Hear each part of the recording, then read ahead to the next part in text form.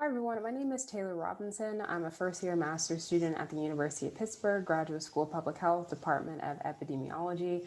And today I'll be presenting a project about examining the role of environmental pollution, healthcare access, and social vulnerability in relation to asthma emergency department visits in Allegheny County, Pennsylvania.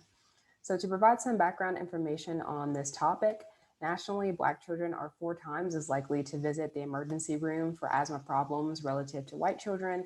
In Allegheny County, Black children are also disproportionately more likely to have asthma relative to white children. So these statistics really point to a health disparity at the national level and also at the local level in Allegheny County. And children often rely or may have to rely on emergency department care because of limited access to PCPs, transportation problems, or differences in access to intervention. But from the medical perspective, ED visits for asthma are considered preventable and a necessary cost to the healthcare system. Despite this fact, children's ED visits for asthma have increased in the US. So I wanted to take this perspective and understand the social and environmental context of asthma patients and why they may have to rely on ED care. So the aim of this study is to explore the role of environmental pollution, healthcare access, and social vulnerability in relation to asthma ED visits in Allegheny County. All results were conducted within QGIS and GEODA.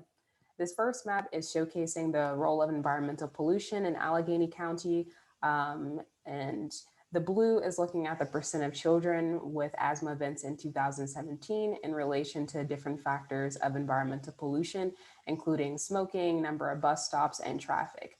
There's also this variable called the Z-score standardized housing deterioration variable, which is also referred to as my neighborhood vulnerability score. And this is a Z-score standardized variable that includes factors including the percent of houses that are older than 1950, percent of poor housing, and then also the CDC social vulnerability for housing, which includes mobile housings, crowded housing. So it really gets at this idea of unstable housing and also indoor pollution. So if you live in a house that's older than 1950, you may have higher exposure to lead, or if you live in poor housing, you may have higher exposure to droppings from rodents or other indoor pollution factors. What we can see from this map, though, is that the city of Pittsburgh has a lot of those environmental pollution factors really clustered in that area.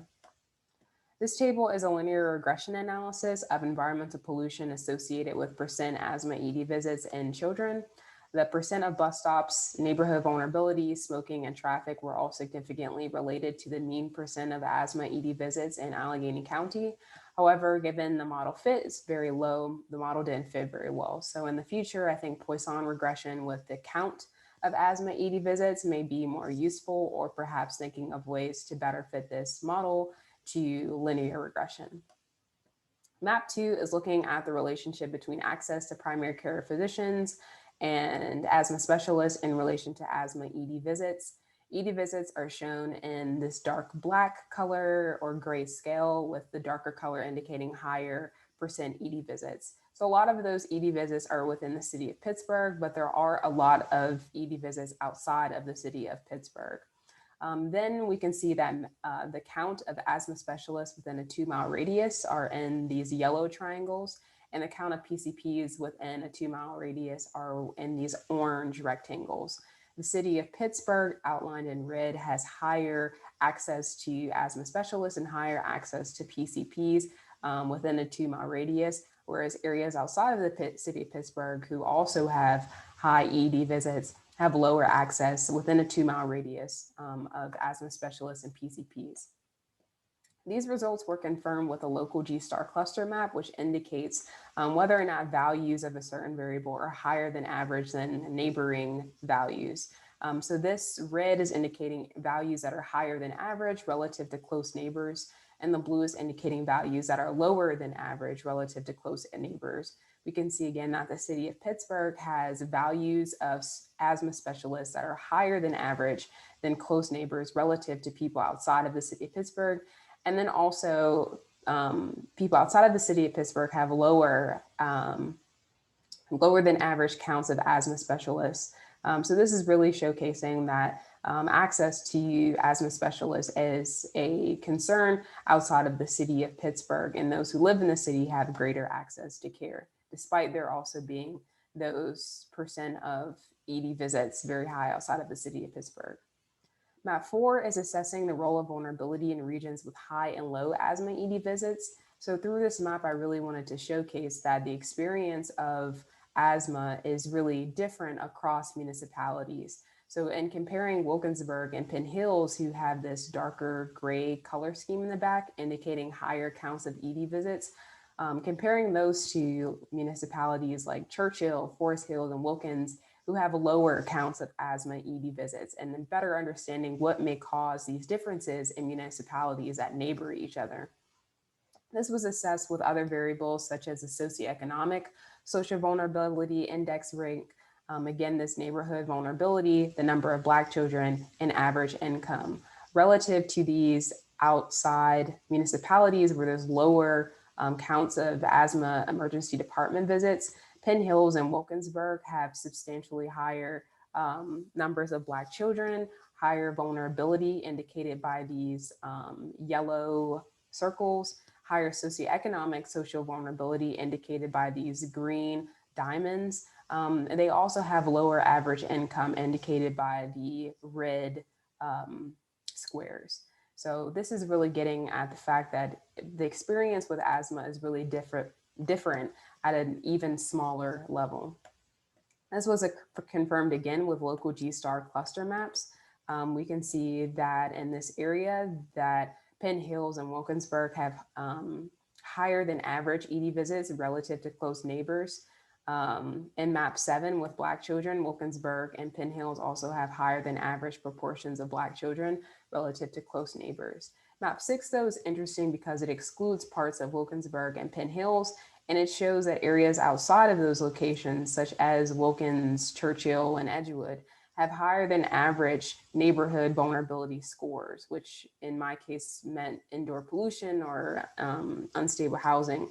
So there could be some type of relationship with exposure to indoor pollution and asthma, or maybe other factors that aren't considered within that neighborhood vulnerability that may be more different in parts of Wilkinsburg and Penn Hill, such as exposure via affordable housing or just different structures or indoor pollution exposure. So some main takeaways from this study is that map 1, there are many environmental pollution factors clustered in the city of Pittsburgh. There are more bus stops, traffic, and neighborhood pollution. For map 2, ED visits are higher in the city of Pittsburgh and regions outside of the city. Asthma specialists are significantly higher than average in the city of Pittsburgh and lower than average outside of the city.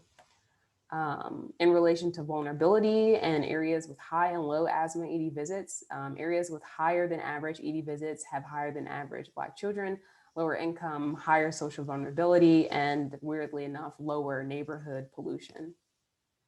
For future directions, Poisson regression may be better to analyze the relationship between ED visit counts and other covariates, or just thinking of ways to improve model fit for linear regression.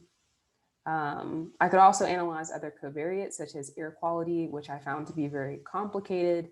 I could look at locations of air monitors, see if there's a confirmed list of asthma specialists, and also look at other aspects of indoor air pollution. Some limitations of this study are that the main factor, which is asthma and asthma ED visits, was taken from 2017, whereas the other variables assessed, such as smoking, percent, the number of Black children, just different variables overall were not taken from the same year. So this really poses a limitation for analysis, especially since this type of study is cross-sectional. So given that I produced this project as a part of a class, that wasn't really a factor that I took into consideration at that time. But for future analyses, I think that using data from the same year or the same time frame would help to improve the analysis of this study and make it more specific. And lastly, I think that targeting high-risk municipalities such as Wilkinsburg for tailored asthma interventions could help to reduce asthma ED visits. So this is looking specifically at Wilkinsburg in relation to air pollution. And the red is showcasing the count of asthma emergency department visits. It's very high in this upper region of Wilkinsburg. So even that is showing that at a very micro level, the differences in asthma are very stark across or even within a municipality. There's also the count of asthma hospitalizations in this like orange or green square. And this upper area of Wilkinsburg also has very high hospitalizations, indicating higher burden of asthma. There's the location of different schools. So perhaps interventions within schools that are within the census tract area would be useful for policy recommendations. In addition, this lower part of Wilkinsburg that has lower asthma events is closer to Frick Park, which also could mean higher income, higher access to green space and clean air, whereas this upper area of Wilkinsburg is not as close to a large area such as Frick Park. So there's really a difference in lived experience within Wilkinsburg that could open the doors for new policy recommendations. That is the end of my presentation. Please let me know if you have any questions during Dean's Day. Thank you.